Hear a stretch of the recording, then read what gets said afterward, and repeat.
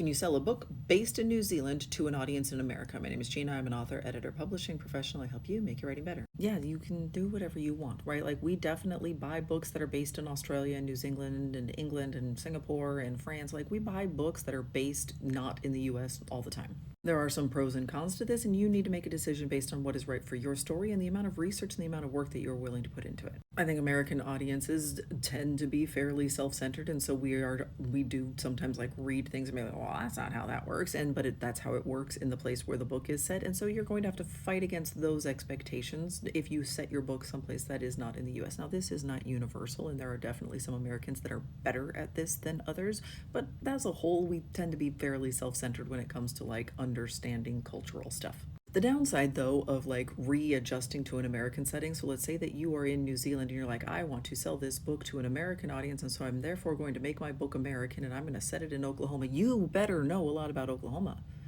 Like, and this is stuff that you're going to have a hard time finding on the internet because every single state within the United States and even like cities within the United States, we have our own cultures. Like, Los Angeles is not the same as New York City. Like however different you think they are, no, they're more different. And then those big cities are extremely different from rural America because however different you think Los Angeles and Oklahoma are, no, they're more different than that.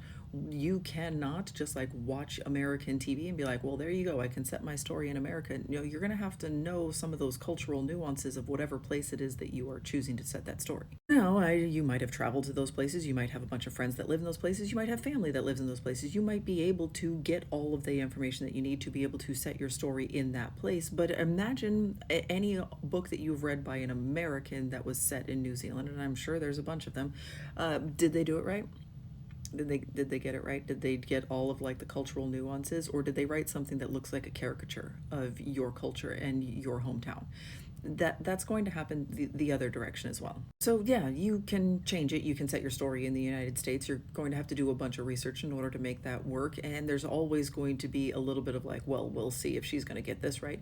You can also sell a story that is based in New Zealand to an American audience. There's always going to be a little bit of like, well, that's not how that works, but we're going to be wrong. Like, you can then at least rest assured knowing that you are right and we are wrong when we are like saying things are incorrect in your story, because you're the one who knows New Zealand and we don't. But yeah, Americans buy books by non-Americans kind of a lot, and we buy books that are set in other places kind of a lot. Like, this is not an impossible task. You can definitely sell us books from New Zealand.